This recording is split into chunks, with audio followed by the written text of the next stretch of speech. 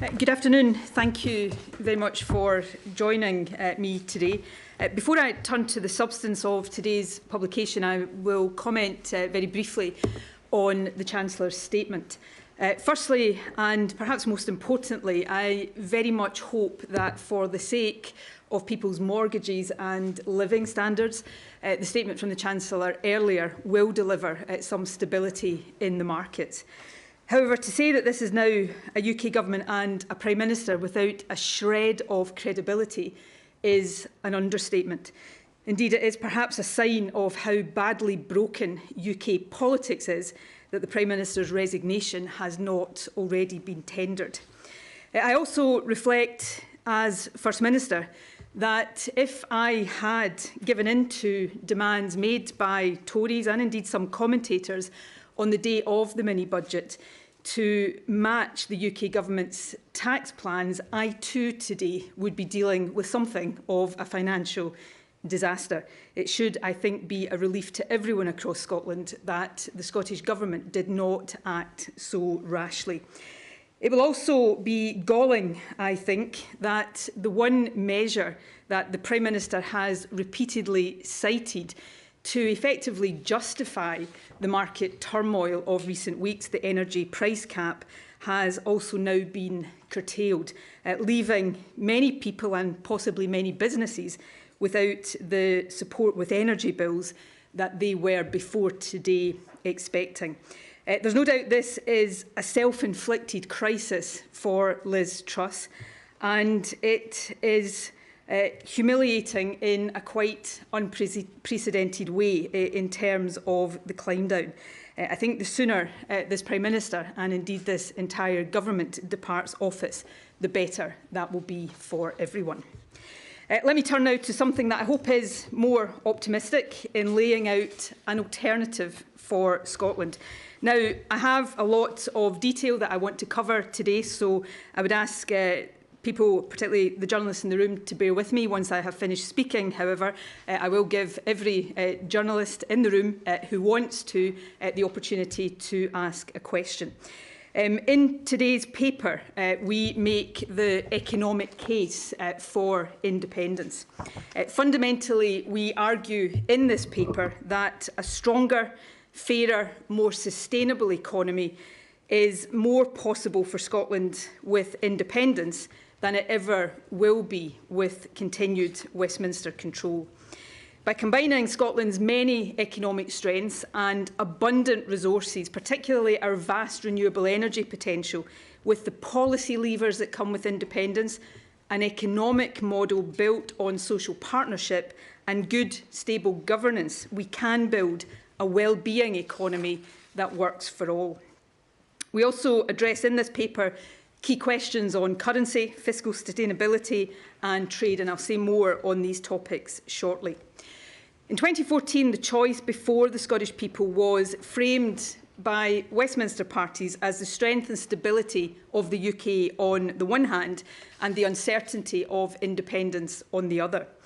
The reality in the years since has been very different. It is glaringly obvious now that the UK does not offer economic strength and stability or financial security. On top of an already crippling cost of living crisis, calamitous decisions in recent weeks taken by a government Scotland did not vote for have sent mortgage rates through the roof and brought pension funds to the brink of collapse. It is now very clear that we also now face another round of austerity cuts that will damage our public services, perhaps existentially, push more people into poverty and further shred the safety net that is so essential to any decent society. So that is the so-called certainty that continued Westminster governance now offers us. And while recent events have brought this into sharper focus, this is a crisis long in the making, and it is not a temporary phenomenon. The UK economy is in long-term decline. The UK economic model is failing and failing badly. The facts speak for themselves. The UK is poorer than many of its international competitors. Indeed, as the first paper in this series demonstrated, it is substantially poorer than independent European countries comparable to Scotland. It has lower national income per head, wider inequality, higher rates of child and pensioner poverty, and lower productivity. More and more, the UK looks like an outlier in economic policies, performance, and social outcomes. Brexit, of course, has turbocharged these trends. Over time, and compared with EU membership, Brexit will wipe billions of pounds from the Scottish economy and the tax revenues that support public services.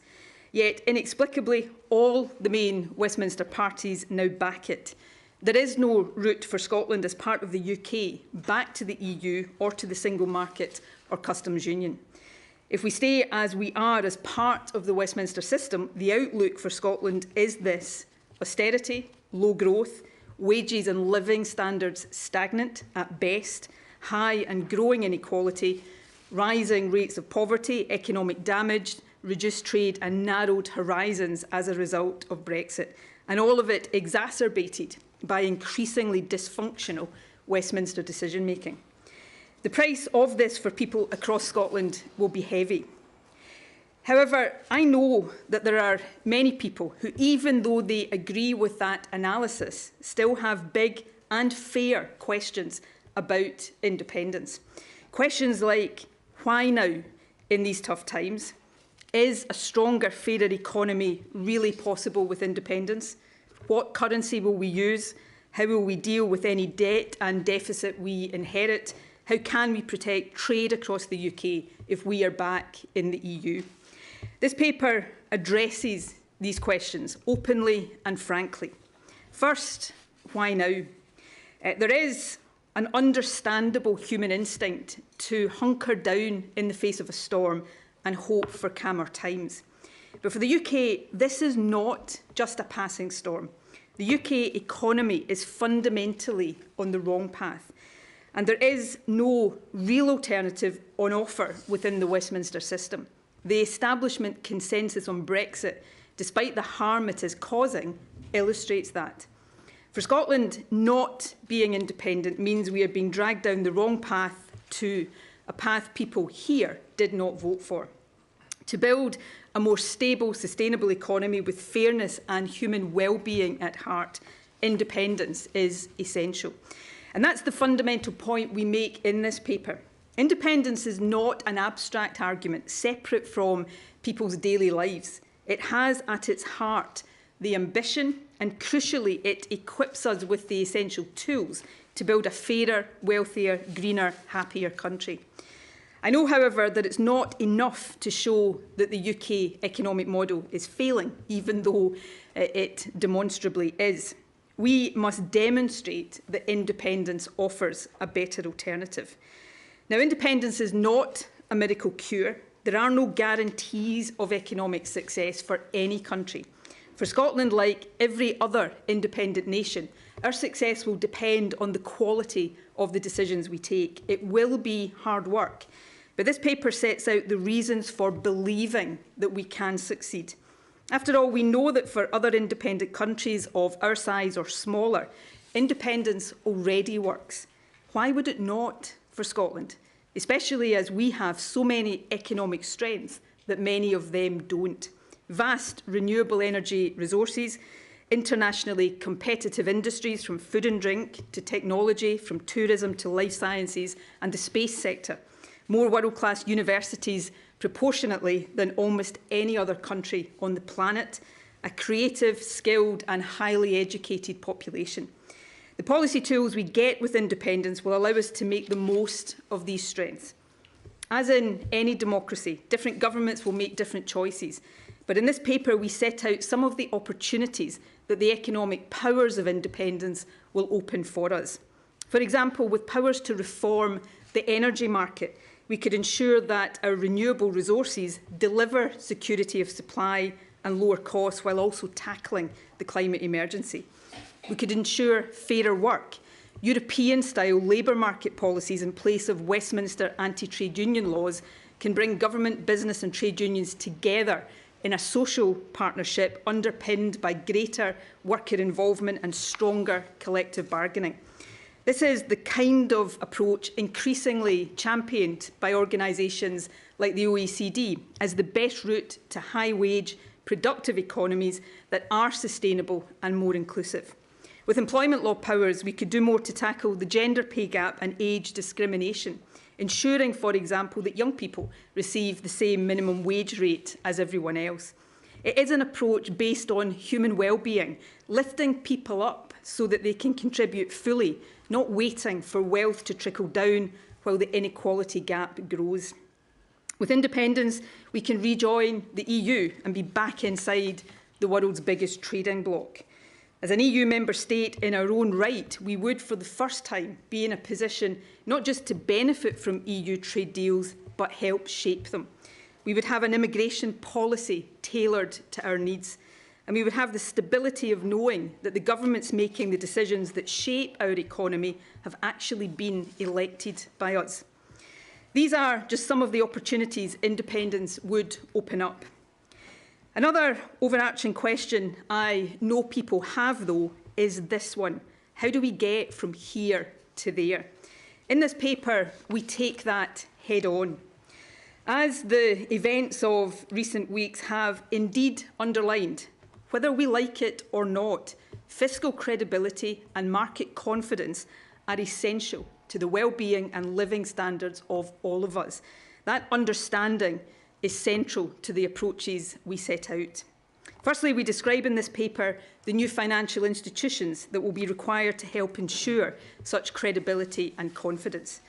On that, though, it's worth noting that we are so much more advanced than in 2014. Back then, Scotland didn't have its own tax or social security agencies.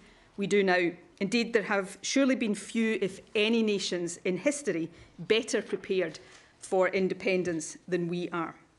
To add to those institutions already in place, we would create an independent Scottish Central Bank, a debt management office, and significantly strengthen the Scottish Fiscal Commission so that it effectively replicates the Office for Budget Responsibility. These institutions would operate independently of government and help ensure financial stability, transparent economic forecasting and performance monitoring, and a responsible, purposeful and efficient use of borrowing powers. Second, we address the issue of currency. We confirm that the policy of the Scottish Government is to establish a Scottish pound. We would seek to do this as soon as practicable. The precise timing would be determined not by a fixed timetable, but by a set of objective requirements and criteria, guided by advice from the Central Bank and subject to a decision by Parliament in the overall interests of the country. This paper sets out in detail a careful and responsible phased approach, as well as the arrangements necessary to support a new currency and, in the shorter term, our continued use of sterling. The paper also sets out the approach we would take to securing fiscal sustainability. Again, this recognises the vital importance of confidence and credibility in public finances. The deficit and debt an independent Scotland will start out with will be derived from and influenced by the overall UK position. In the case of debt, it will also be determined by negotiations that follow a vote for independence. As was established in 2014, Scotland would not have legal responsibility for UK debt. We do, however, in my view, bear a moral responsibility. In light of that, and indeed our desire for strong future partnership between Scottish and UK governments, we would seek a fair settlement on both debt and assets. Now, given the turmoil engulfing the UK's finances at this time, it is not possible to make an estimate of our starting fiscal position, though the IFS has suggested that in 2022-23, Scotland's deficit is likely to be similar to or lower than the UK's. We do confirm that we would set clear fiscal rules to put and keep public finances on a sustainable path. We would intend these to align with the broad principles of the European Growth and Stability Pact, which is currently being reformed.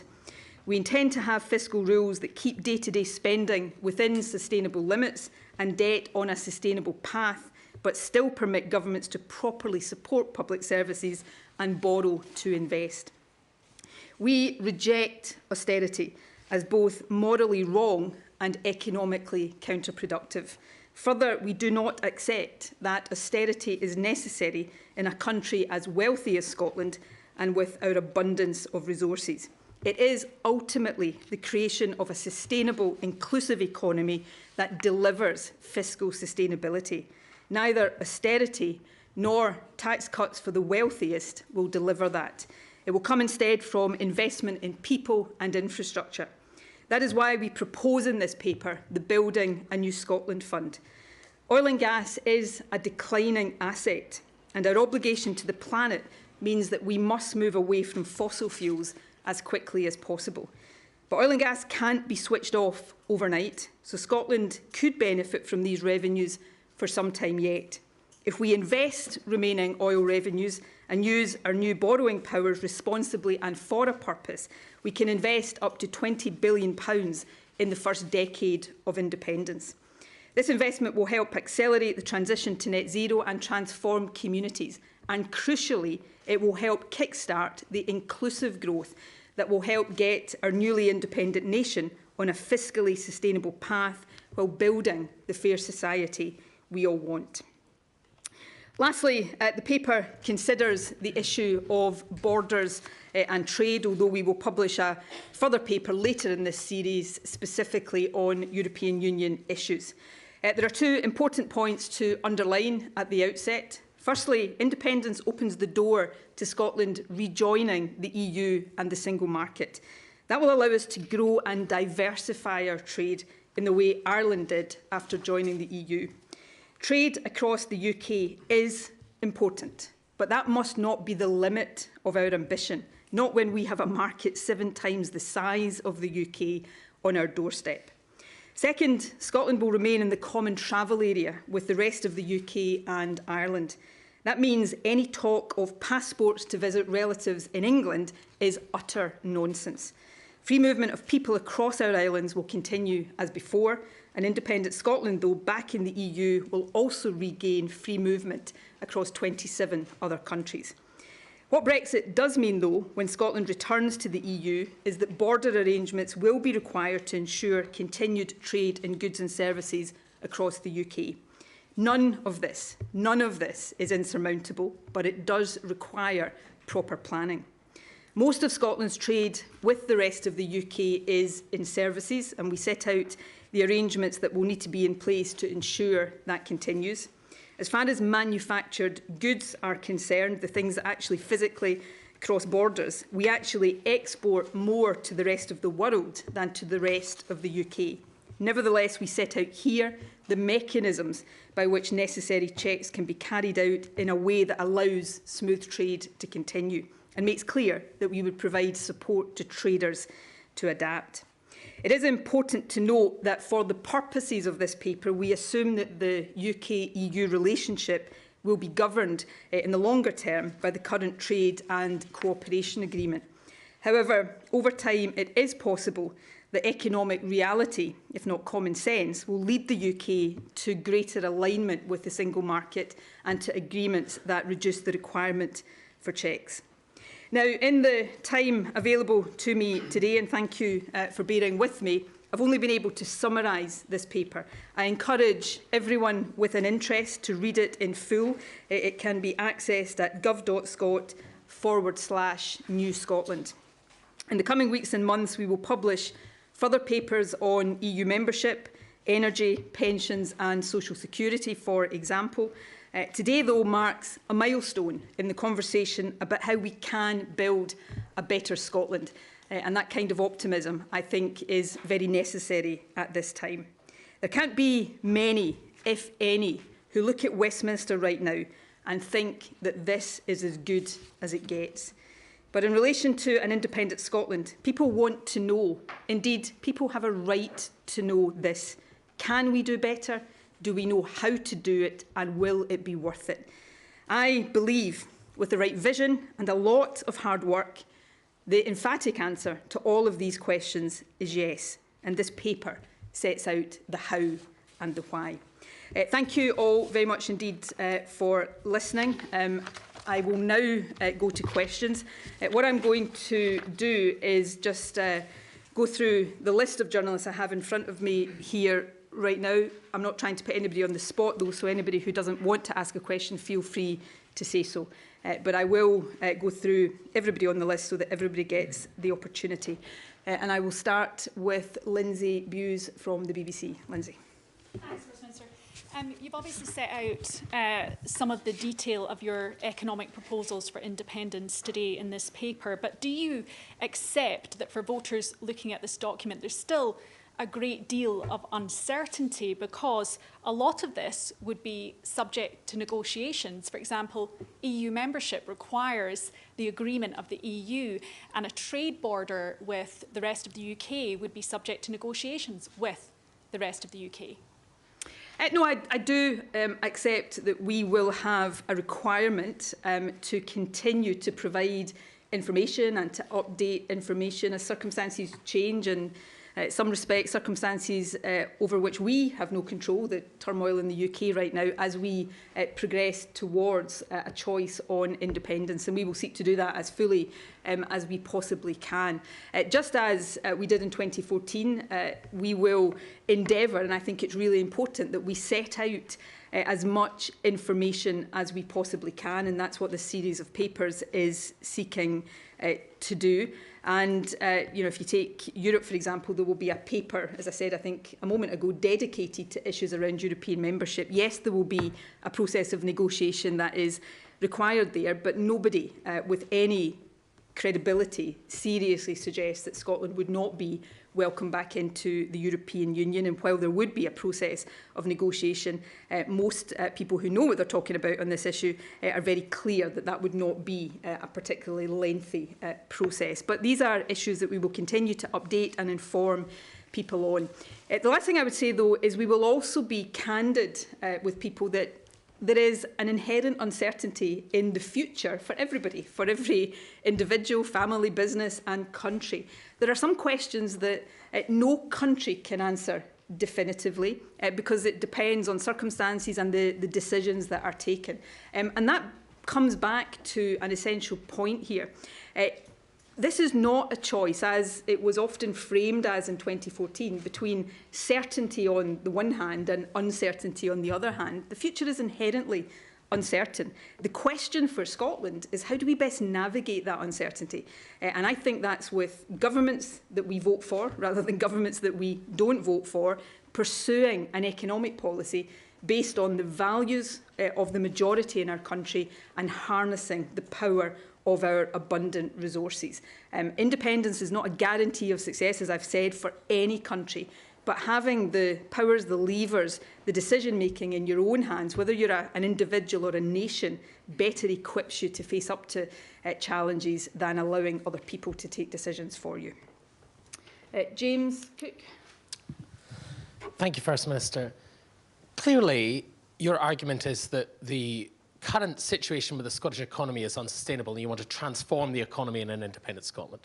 But the current situation, as your paper accepts, involves a huge gap between tax revenue and public spending, nearly £24 billion, much, much higher than the UK average.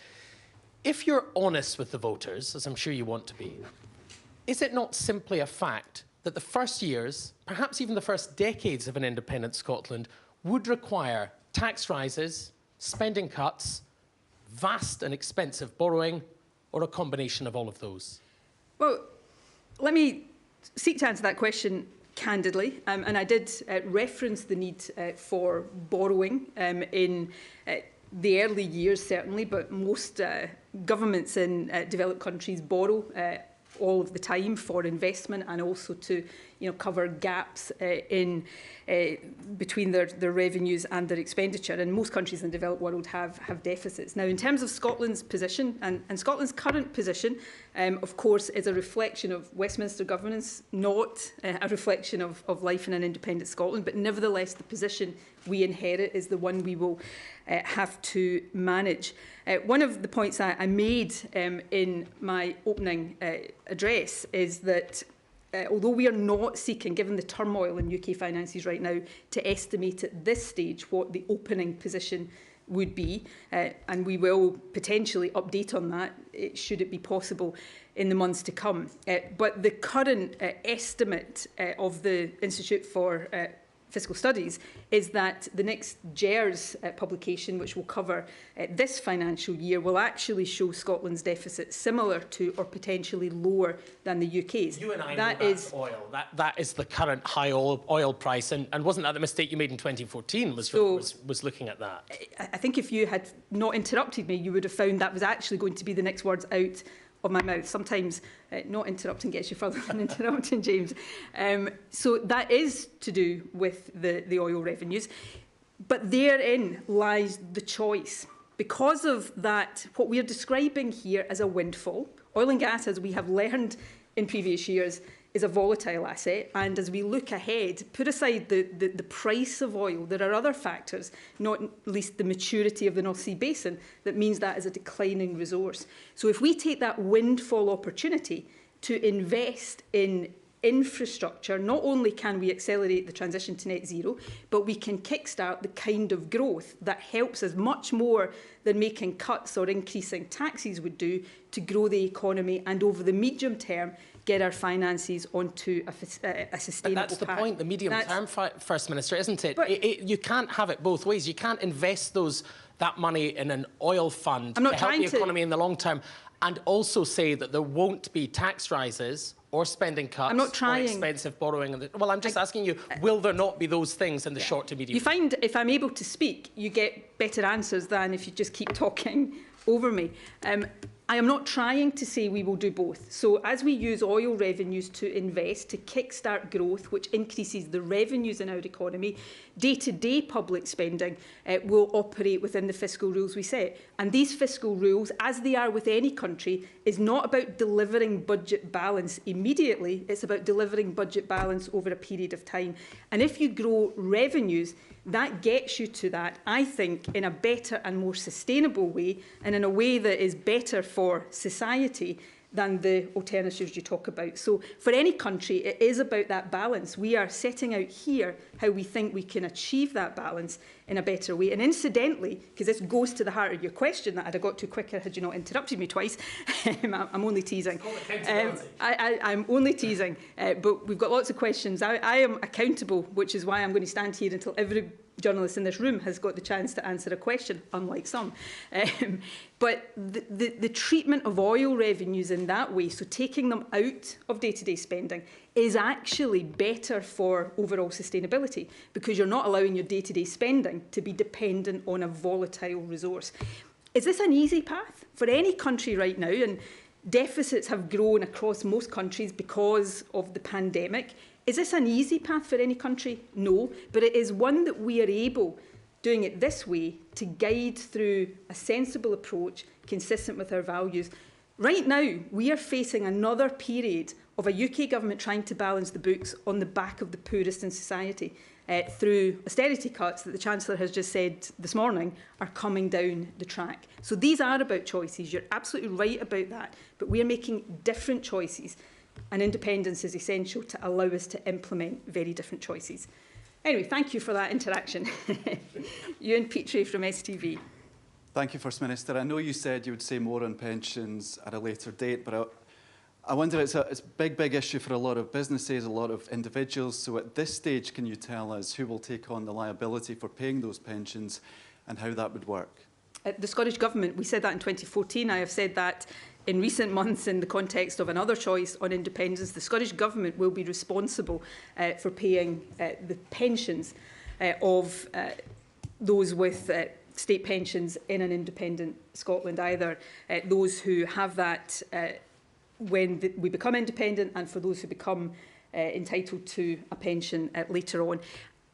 As with all sorts of things, there will be a negotiation about accumulated assets and debt that will take account of, the sort of funding of pensions over the past. But the responsibility for pensions will be the Scottish Government's. Incidentally, and GERS, which I know everybody's very fond of the GERS publication, bears this out. Even if you exclude oil revenues from Scotland's balance sheet, the revenue that we currently raise in Scotland is already sufficient to cover all day-to-day devolved expenditure, all social security expenditure, including the state pensions. So we will set out more detail on pensions, which will cover the state pension, but also the arrangements for private pensions later in this series. The last point I would make on this, though, is we hear and heard in 2014 a lot of scare stories about a lot of things, and pensions was one of those.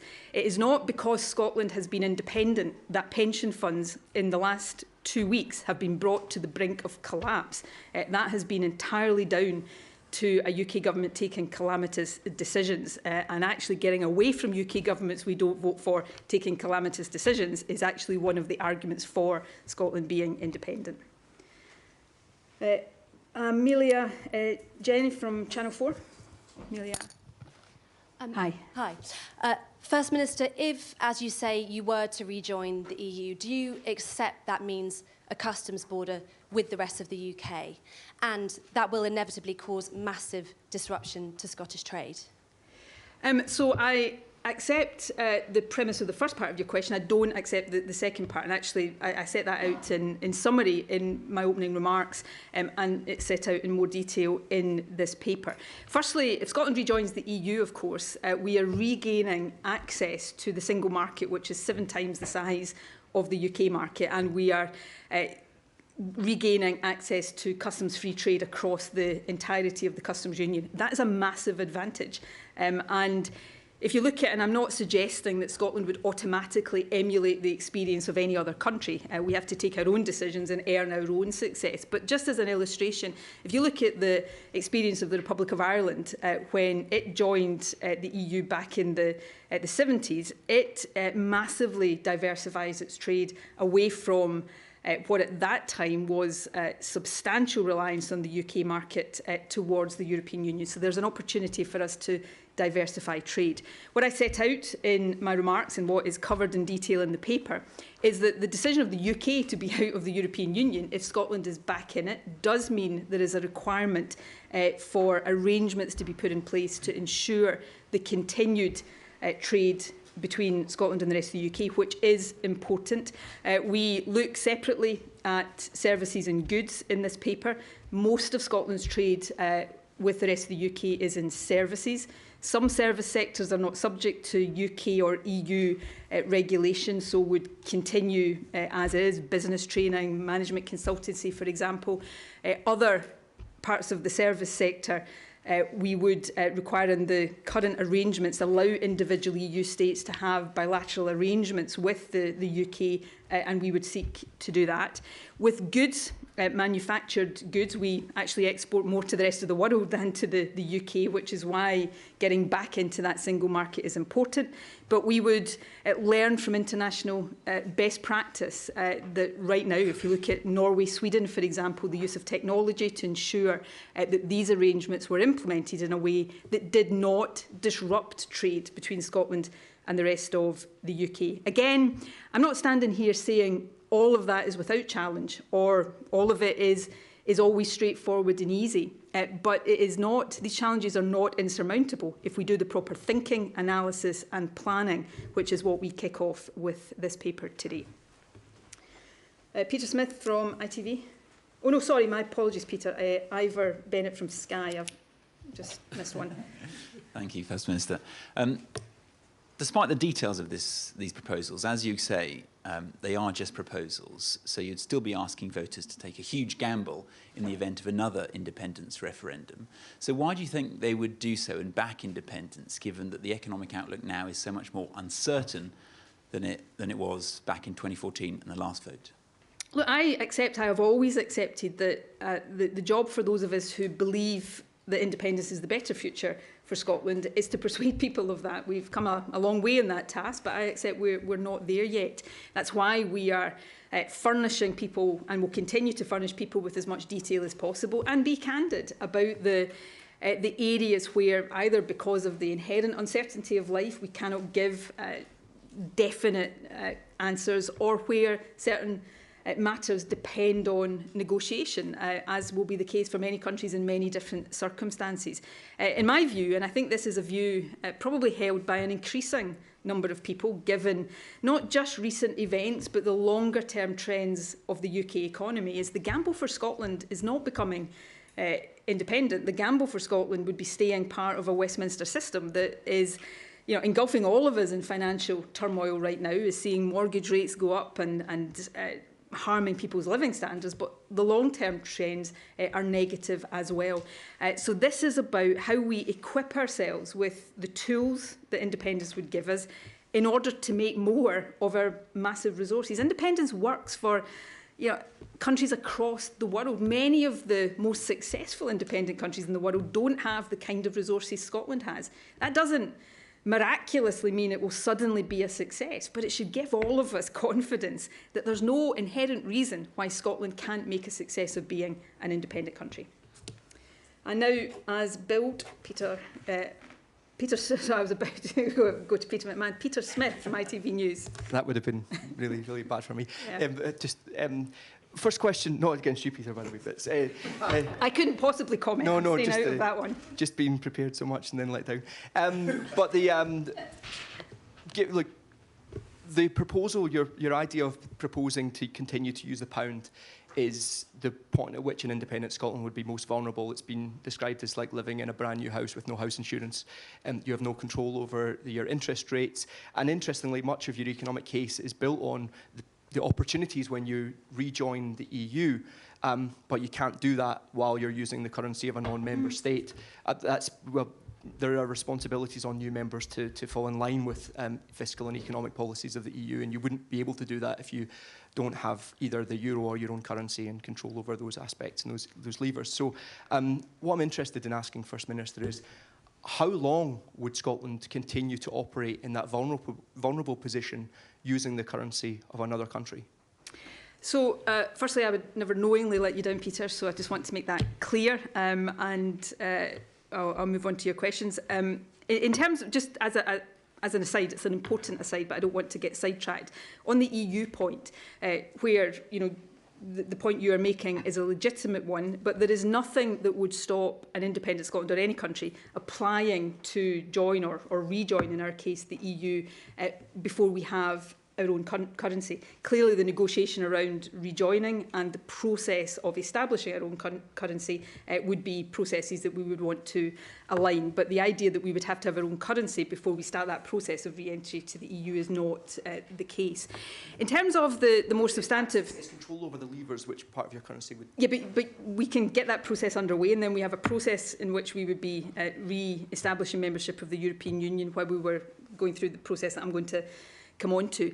Look, you need to, and if I was to say anything else, you would rightly say that I was being unrealistic. If I was to say, and there are people in my own side of this debate who would love me to stand up and say, on day one of independence, we will suddenly have our own currency. That is not possible. We need to make a transition from where we are to having our own currency, and that is what we set out. Now, during that period, when we continue to use sterling, which we are free to do because it's an internationally traded currency, it doesn't depend on agreement with the UK, we would be in a position of our monetary policy still being governed by the Bank of England. Now, that, for a transitionary period, is necessary. But we do not consider that that is a sensible position longer term, which is why we are steering the policy of moving to a separate currency as soon as practicable. Now, why don't we put a particular timescale on that? Because we consider that that would be not responsible, because one of the criteria for the exact time at which that move is made would be the overall economic conditions. And therefore, if you tie yourself into a specific timescale, you could end up trying to do it at a time that would not be optimal.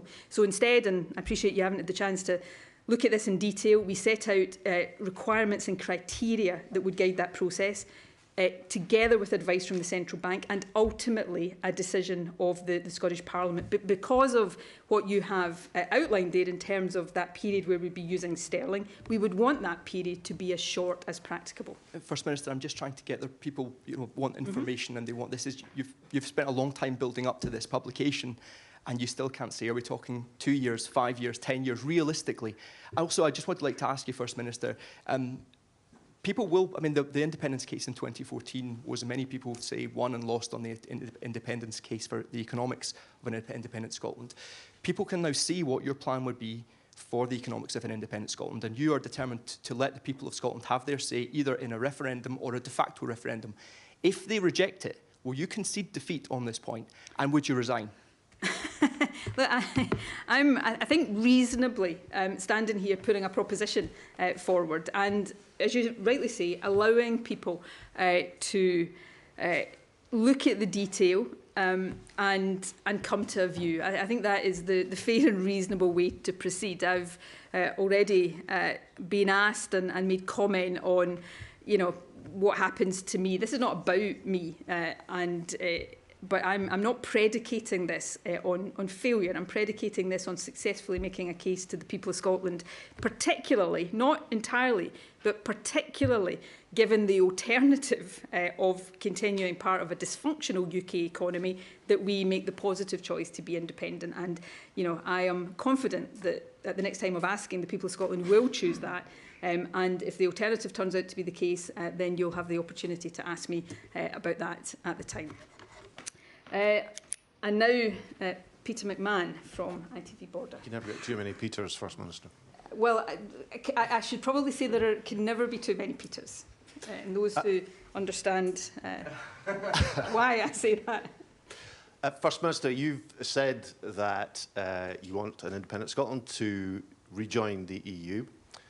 You've also assumed in this paper that it's likely the rest of the United Kingdom will not be in the EU, and therefore you've conceded there will be trade borders. Now, your paper says here, any actual physical checks would likely be only undertaken on the two main trunk roads between England and Scotland or at rail freight terminals.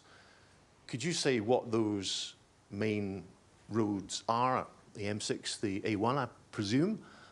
And also, given that someone like Professor Nicola Sturgeon has identified there's 154 kilometres of border, 25 crossing routes roughly, mostly minor routes, but crossing routes nonetheless. How would you avoid, if there are trade barriers, people avoiding trade and effectively smuggling across the border? Before I go into that, I just want to amend one of my previous asides to you. There is actually only one Peter that matters to me, which I think is the important thing to say. Look, not to try and dodge a question, but I've said we will publish further detail around European Union issues. So some of these issues we will develop further from what is in this paper. So in terms of the roads you talk about, yes, and we are being candid here about the implications of Scotland being back in the EU when the rest of the UK, wrongly in my view, is out. That is a feature of Brexit, and the benefit Scotland gets from that, in my view, outweigh the challenges that we would face. We would, and the paper goes into some of the detail on this, we would, as many other countries already do, I've used the example of Norway, Sweden, increasingly use technology to do this. And these are these challenges that we wish we didn't have? Yes, but that is, if we want to be back in the EU with all of the benefits, many benefits that come from that, we have to overcome these challenges. It is possible to do, in my view, with proper planning and being open and candid with people, as we will be along the way. But there will be border checks on the England-Scotland border. We will have to have arrangements in place for the transport of goods. I've already set out the difference between services and physical manufactured goods. But let's not lose sight of the two things. Firstly, with proper planning, the ability to do that in a way that doesn't disrupt trade. Trade between Scotland and England is important. Trade between England and Scotland is important to England. But that should not be the limit of our ambitions. We have a market 7 times the size of the UK's on our doorstep, and we should be seeking to put arrangements in place that allow trade across that. That is the first point to make. So these arrangements, I believe, can be done in a way that doesn't disrupt trade, but the benefits we get from that, I think, outweigh the challenges that will come from it. Alan Zazinski from Global. One on pay deals from me. So NHS workers, for example, your ministers have in recent times spoke about wanting to go further with offers, offer more, but they're constrained because of Westminster's handling of finances. They say they don't have the economic levers. In theory, your independence plan would change that. Mm-hmm. So could you commit now to offering these workers more if you get independence? Well, I mean, obviously, individual pay negotiations, you know, and it would be actually going against the spirit of pay negotiations to sort of look, you know, a year, 2, 3 years ahead and say what we would be having on the table then. But the sort of principle of your question is right. So right now, what is the constraint on the Scottish Government? We have effectively a fixed budget. That budget has been eroded by inflation since we set it. We don't have the ability to increase income tax mid-year, so we can't, even if we wanted to, get extra revenue through that. And we don't have the power to borrow for day-to-day expenditure. So our hands are tied. We have to fund pay deals from within the fixed and, in terms of value, declining budget that we have. With independence, we will be, in a way, as previous questions have covered, in a way that will pose its own challenges, but we will have access to all the normal economic and financial levers that other independent countries have. We will still have to make choices about, you know, do we think this area is more important to spend money on, for the purposes of this question, public sector pay deals, versus another area we could spend money on. So the difficulty of the choices is still there, but we have the levers to make those choices at our own hand, rather than being constrained by decisions that are taken elsewhere. Craig Payton from PA. Thanks, First Minister. Just to come back to the issue of currency, it says here that one of the criteria for moving to the Scottish pound is that Scotland is fiscally sustainable. What does fiscally sustainable look like in terms of this, and what measures can be put in place to make sure that this transition period doesn't go on and on? Well, as I said, I think in response to James or Peter, I can't remember which one, fiscal sustainability is not about an overnight balancing of the budget for any country. It is about, assessed by the institutions that we've spoken about here, a central bank, the beefed up Scottish Fiscal Commission, assessed by them that we are on a medium path to fiscal sustainability, both in terms of deficit and the path of debt. And these would be judgments that would be informed for Parliament, who would take the ultimate decision, by the independent assessments of these institutions. The point we're making in this paper is that for any country, being fiscally sustainable is, particularly in the times we live in right now, challenging. But as we've learned in the UK in recent weeks, it is also essential.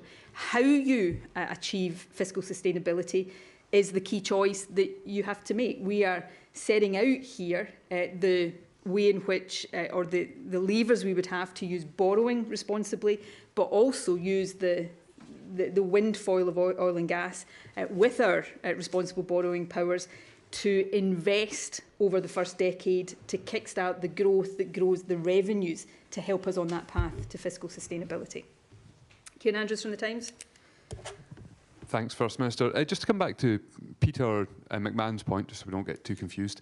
I wondered, you talked about technology, and the paper mentions technology, improvements in technology as being the key to solving the goods crossing the border. I just wondered what kind of technology, because that was an argument we heard an awful lot from the Leave campaign in 2016, that unspecified technology would lead to border crossings. I think everyone can agree that hasn't happened. So we're not asking anybody to take unspecified things. We've set out the initial analysis of what would be required in this paper. As I've said before, we will supplement that in future papers. But if you look at a trend across the world right now, and the European Union itself is looking at this, the single trade window model. Norway and Sweden is, I've used that a few times, not because it's the only example, but it's perhaps one relatively close to home, uses technology. So we will detail more of this. I think, you put your finger, I think, on a key point of distinction between what we are seeking to do and how those who prosecuted the Brexit argument went about things. We've already, in these 3 papers, probably published infinitely more detail than was published in the entirety of the Brexit referendum. We are intent on setting out as much detail as we possibly can to inform these decisions. Ultimately, it will be a decision for people in Scotland to weigh up and to take, but the process we're going through right now is intended to fully inform it. Okay, sorry, but there's no detail in there, it just says technology. Well, what I've said is we're setting out here, so we've done in this paper the analysis of Scotland's trade flows, the services and goods distinction that I have talked about. With goods, we've got trade in goods from Scotland to England. There's also, which is set out here, the additional issue of goods that are intended from Scotland to the international market that transit through England. We set out the broad approaches that other countries take, and we are in a process of looking at that international best practice as we design how this would work for Scotland, and that will be detail that we set out in more depth in a future paper in the series. Alistair Grant from the Scotsman. Hi, First Minister. Thanks very much. Just on the issue of borders again, and the claim that any actual physical checks be likely limited to these 2 main trunk roads. Does that mean that there wouldn't be, as far as you're concerned, any other physical checks in those remaining 20-something routes into Scotland? And how would you manage things like queues and backlogs in those 2 routes? That is what we're saying in this paper. I don't want to just repeat myself of what I've already said. We're setting out in this paper the broad approach that we would take, which we will supplement with more detail on exactly these points you're talking about later in the series. Chris McCall from the Daily Record. Hi, First Minister. Thanks very much. Events of recent weeks have shown how important it is for a country to have access to a central bank to protect things like pension funds. Do you accept that Scotland would be at risk of market volatility for however long it relied on the Bank of England to set monetary policy? I'm not sure market volatility will be a particularly effective scare tactic for the no campaign in any future referendum, but that's just an aside before I come on to the detail. The period in which we use sterling monetary policy will continue to be governed by the Bank of England. If that monetary policy is out of sync with Scotland's interest, then that will be one of the factors, as you see in the requirements and criteria we've set out, that will determine the timetable for moving to a separate currency. In the period where we use sterling, the Central Bank of Scotland will have lender of last resort functions for the financial sector. It will build up its remit as we move into a separate currency. So even in that first phase, it will require to hold sterling reserves, not foreign exchange reserves. That will come later on. Sev Carell from The Guardian. Thank you. Thanks, First Minister. Just actually following on from the central bank question. So your paper is very clear that the central bank will be in operation, functional for day one of independence. But obviously in the run-up to independence, Scotland will still be part of the UK. You've already spoken about the need for the bank to be the lender of last resort for Scotland's financial sector. It'll also have to be a funder for the Scottish Government if things go wrong. And you're also saying it's going to be covering all Scottish current account guarantees to the level of £85,000. So I have a question, 2 questions, which are linked. Firstly, how are you going to amass all the reserves the Scottish Central Bank needs in the period up to independence? What is the estimate for how much money you're going to need to cover all of these liabilities and guarantees are offering? And there is actually a third, sorry. Do you know, as of today, what the cost of guaranteeing all Scottish current account bank holdings would be to the tune of £85,000? Okay, on the third question, let me come back to the third question because I will talk about the detail underpinning that. I probably can't give you an exact number, but I'll come back to that if we can later. On the issue, so as you see in the paper, we set out 2 phases towards establishing a Scottish currency. In phase one, when we are using sterling, the central bank will not require foreign exchange reserves, but it will require sterling reserves to smooth the payment system, short-term liquidity, the lender of last resort for financial institutions. And that will bring me back to your third question shortly.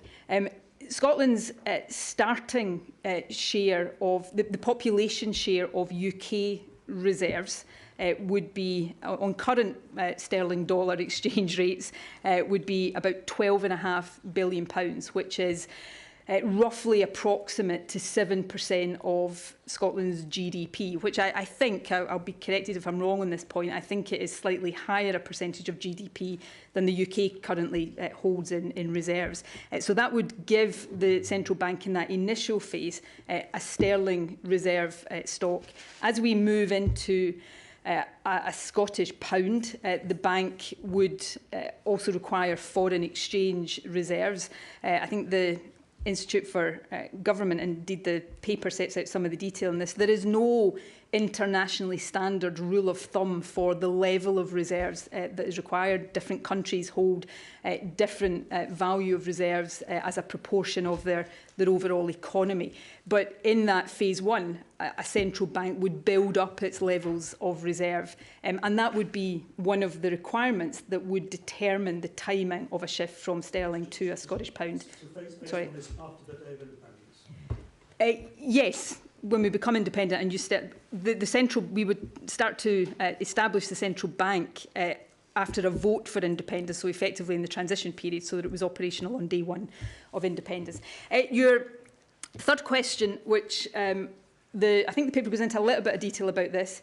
Obviously, the size of the Scottish banking sector is actually different to it was in 2014 because of some of the restructuring in banks that have happened. So Scotland has a smaller domestic banking sector now than we did then. Our banks tend to be part of bigger international groups.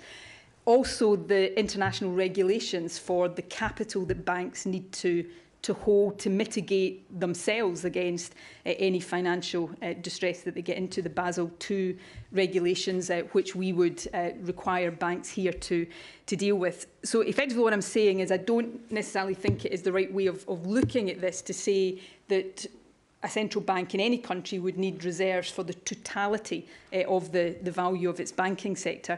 But that level of reserves would require to be proportionate to that. If we are able to give you a figure for the precise question there, we'll get back to you later on. But I think it is a bit more complex, as the paper sets out, than just that key number. Tom Gordon from the Herald. Thank you, First Minister. Just a little bit more clarity on timescales, please. I know you can't give us an exact day in the calendar when we might move to a Scottish currency, but it seems you might well be able to give us a reasonable minimum estimate, given you have a lot of the preconditions set out here in terms of creating and establishing institutional infrastructure, establishing market credibility, fiscal sustainability. That sounds the work of several years. What's a reasonable minimum? I'm not going to put a number of years on it for the very reason I think it would undermine the careful managed phase process we're setting out here, and one that is overall governed by the interests of the country and the economy. Do you know? Have you worked it out? But that's precisely my point. If we were able to work that out, then we would take a completely different approach to the one we're setting out, which is it will be guided by requirements and also criteria advised by the central bank as we go. For reasons that I've covered in response to other questions, and the imperfection, if I can use that word, of the period when we continue to use sterling, we would want that period to be as short as practicable. So we want to move to a Scottish currency as soon as is practicable. But by definition, if you're saying that is to be guided by objective requirements and criteria, and then you try to put a number of months or years on that, then you undermine that approach. So we will follow the process set out in this paper, which makes sense for the country. Well, there's an obvious follow-up question to that is, as Peter Smith was pointing out, you have to have an independent currency before you can join the EU. and you would need several years to establish the credibility of an independent currency. Now, one of the big ticket items in this prospectus is vote for us and you can rejoin the EU. But if you can't tell us the timescale for the currency, you can't tell us the timescale for rejoining the EU either. Don't you owe voters a reasonable timeframe? I owe voters what I'm giving them is a candid assessment of the challenges and how we will go about overcoming these challenges. Clearly, as I said to Peter, making sure that these timetables were aligned, and people with a lot of credibility on European matters have spoken before about not the immaterial nature of that process, but the fact that that needn't be a lengthy process. So yes, of course, we would want to ensure, and part of the reason the paper goes into such detail about the way in which we would establish the central bank, because one of the requirements is not just the existence but the credibility of the central bank. So all of these things, you're absolutely right, are interlinked, and that's why it's important that we set out these processes in detail. I appreciate we are setting out the detail today on currency. We will set out in a paper coming in the not too distant future some of this detail on the process for rejoining. But despite the centrality of rejoining the EU to your case for independence, you cannot give us a time frame. You can't say if it's 5 years, 10 years, 20 years. I hope it would be shorter than all of that. But if I was to stand here... Give us a number then. No, I'm not. For the reasons I've set out, There's a minimum number. It's not my responsibility to write your headlines. That's probably not your responsibility either. Well, it's your responsibility to put the facts in front of voters. You're not doing it, are you? I'm putting facts in front of voters. I'm setting out a responsible process that which we would go through to meet that objective of Scotland back in the European Union. And remember, independence is the only route for Scotland back into the European Union. Michael Blackley from the Daily Mail. Thank you. You spent quite a lot of time in the 2014 independence campaign arguing against exactly the currency policies that you've set out today. So why were you wrong then and right now? And is it still the case, as you said then, that businesses are going to face quite considerable extra costs in England and Scotland as a result of having a different currency from our biggest trading partner? I don't think we were wrong in 2014. I think a currency union would have been a perfectly legitimate, valid, and I think it would have turned out to be an effective currency option for Scotland to have pursued. But if you recall, not just the UK government, but all of the main parties effectively vetoed it in the 2014 referendum. I think at the time, if memory serves me correctly, probably supported by the Daily Mail. So we're not going to put Scotland's future position into a place where it can be vetoed by a Westminster establishment. So we are setting out a sensible process for establishing a currency. And, if you listen sometimes to people in the opposition, they would have you believe that Scotland is the only country in the face of the planet that can't have a currency arrangement that works effectively, which is, patent nonsense. And I think you did say £500 million a year of costs for businesses in 2014. Is that still the case? I would never want to suggest that the Daily Mail would misquote me, and I'm not suggesting you are, but I'm not sure what you're quoting. If you send that to me later on, I'm happy to give you a response to it. Chris Green from the Eye. Thank you, First Minister.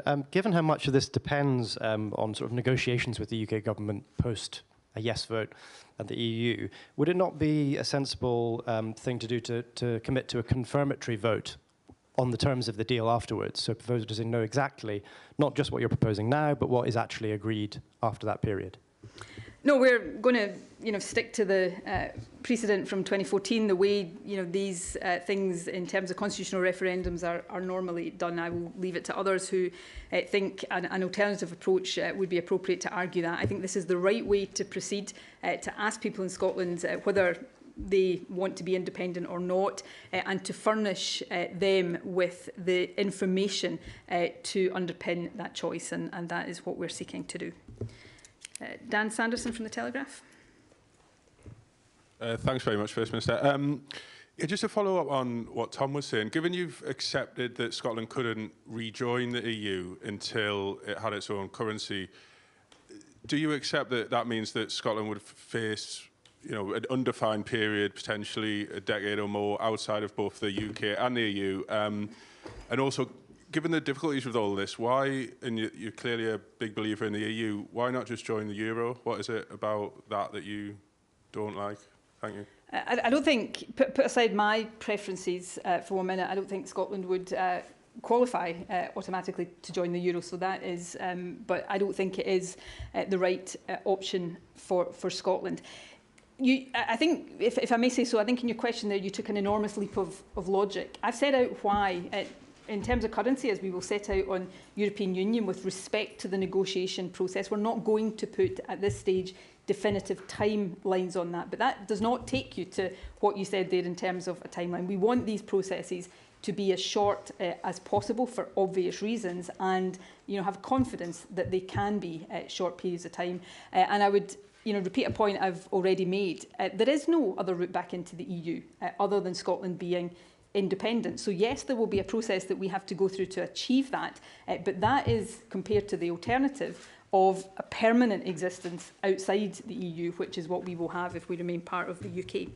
Sorry, just to follow up on that, just so I'm clear, if Scotland was using a foreign country's currency, it wouldn't be, it might be able to apply to join the EU, but it wouldn't be able to formally join it. Do you accept that? We want to establish a Scottish currency. Incidentally, sterling is not a foreign currency.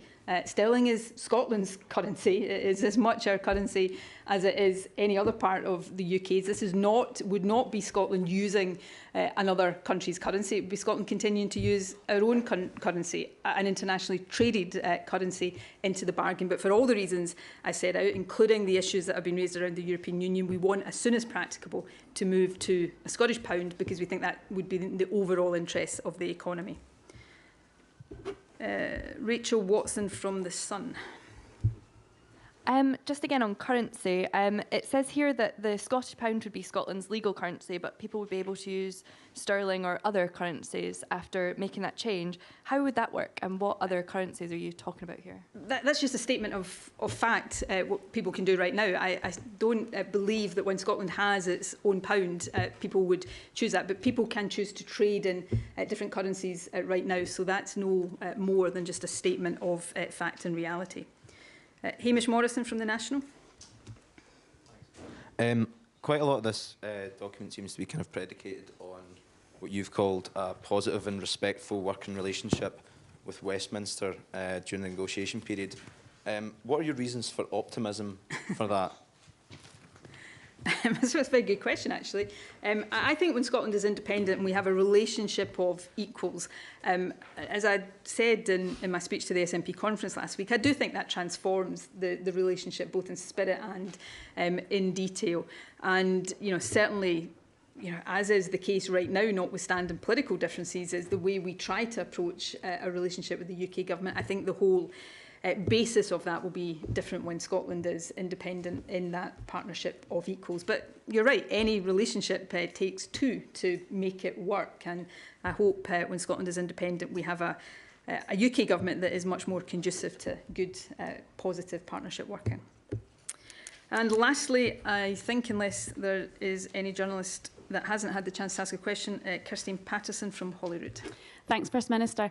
Can I ask, if the Supreme Court comes back and says, no, it does not agree with the Scottish Government's case, are you still committed to fighting the next general election as a de facto independence referendum? The position I set out to Parliament in June, I think it was, hasn't changed. So let me be clear on that. That said, the Supreme Court is currently considering its judgment following the hearing last week. I don't think there is any point, and it's probably not even appropriate for me to speculate on the outcome of the Supreme Court. I think it is fair to say, once we have the Supreme Court's judgment, and I hope it will be positive, but I don't know, once we have the Supreme Court's judgment, I'm pretty certain I'll be standing here answering all of these questions in some detail at that point. First Minister, what if there's a general election before the Supreme Court? I will deal with that eventuality. I'm not in control of that. I hope there's a general election very soon, because I want this rotten shower of a government, I hope, out of office.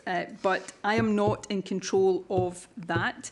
And I will deal with these things as and when they happen. Part of the the challenge, but part of the responsibility in government and in politics generally is to deal with situations as they develop. So again, if and when that happens, no doubt I'll be back here, or maybe not in here if it's an election, answering those questions in detail. Did I miss anybody? This is not an invitation for second goes, or third goes, or fourth goes in some cases, naming no names. Thank you all very much indeed.